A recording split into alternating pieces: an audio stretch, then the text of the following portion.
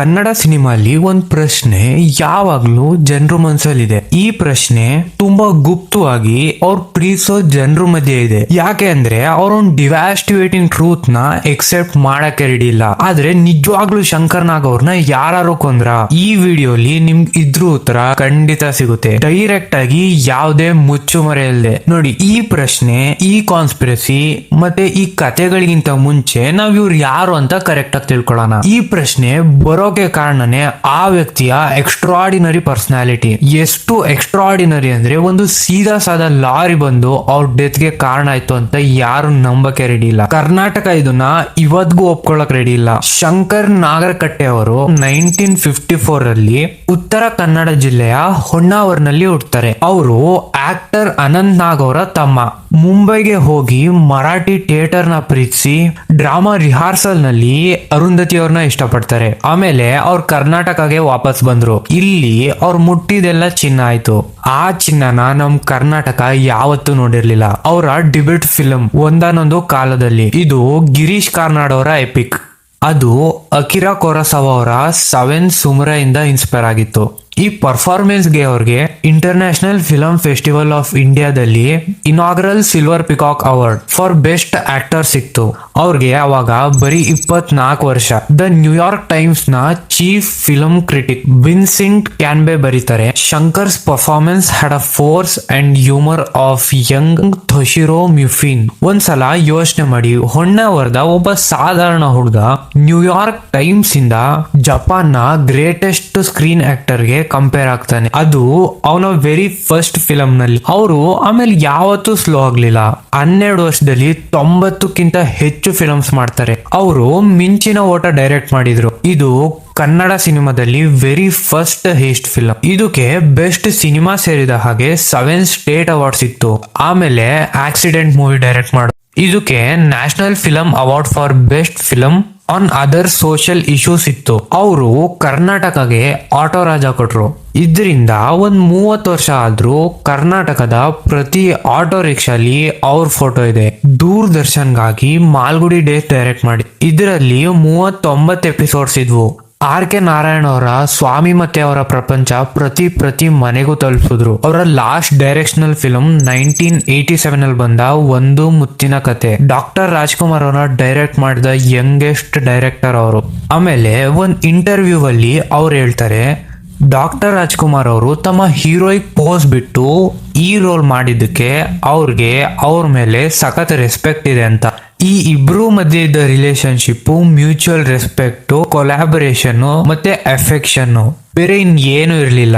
1989 ರಲ್ಲಿ ತಮ್ಮ ಸ್ವಂತ ದುಡ್ಡು ಹಾಕಿ ಬೆಂಗಳೂರು ಮೆಟ್ರೋಗೆ ಬ್ಲೂ ಪ್ರಿಂಟ್ ರೆಡಿ ಮಾಡಿದ್ರು. ನಂದಿ ಹಿಲ್ಸ್ ಅಲ್ಲಿ ರೋಪ್ ವೇ ಪ್ಲಾನ್ ಮಾಡಿದ್ರು. ಕರ್ನಾಟಕದ first electronic recording studio setup ಮಾಡಿದ್ರು. ಅವರು ಅವಾಗ ಜಸ್ಟ್ 35 ಇಯರ್ಸ್ ಓಲ್ಡ್. ಸೆಪ್ಟೆಂಬರ್ 30, 1990 ರಾತ್ರಿ ಶಂಕರ್ ನಾಗ್ ಅವರು ಮತ್ತೆ ಅವರ ವೈಫ್ ಅರುಂಧತಿ ಅವರು ಮತ್ತೆ ಅವರ 5 ಇಯರ್ಸ್ ಓಲ್ಡ್ ಮಗಳು ಕಾವ್ಯ ಬಾಗಲಕೋಟ್ ಜಿಲ್ಲೆಯ ಲೋಕಾಪುರ್ಗೆ ಡ್ರೈವ್ ಮಾಡ್ತಿದ್ರು ತಮ್ಮ ಹೊಸ ಫಿಲಂ ಜೋಕುಮಾರ ಸ್ವಾಮಿ ಶೂಟಿಂಗ್ ಗೆ ಹೋಗಕ್ಕೆ. ಈ ಇನ್ಸಿಡೆಂಟ್ ಆಗಿತ್ತು ಅರೌಂಡ್ 4:30 AM ಗೆ ನ್ಯಾಷನಲ್ ಹೈವೇ 4 ಅಲ್ಲಿ ದಾವಣಗೆರೆ ಹತ್ರ ಇರೋ ಅನಗೋಡು ವಿಲೇಜ್ ನಲ್ಲಿ ಒಂದು ಲಾರಿ ಕಾರ್ಗೆ ಹಿಟ್ ಮಾಡಿತ್ತು. ಶಂಕರ್ ನಾಗ್ ಅವರು ಸ್ಪಾಟ್ ಅಲ್ಲೇ ಎಕ್ಸ್ಪೈರ್ ಆದ್ರು. I witnesses AM ಸದೀಕ್ ETV Bharat ಅವ್ರ ಜೊತೆ ಮಾತಾಡ್ಬೇಕಾರೆ ಇದನ್ನ ಕನ್ಫರ್ಮ್ ಮಾಡ್ತಾರೆ. ಪೊಲೀಸ್ ಅವರು ಇದನ್ನ ಇನ್ವೆಸ್ಟಿಗೇಟ್ ಮಾಡಿದ್ರು. ಯಾವುದೇ ರೀತಿ ಕ್ರೈಮ್ ಸೀನ್ ಇಲ್ಲ, ಯಾವುದೇ ರೀತಿ ಫೌಲ್ ಪ್ಲೇ ಇಲ್ಲ.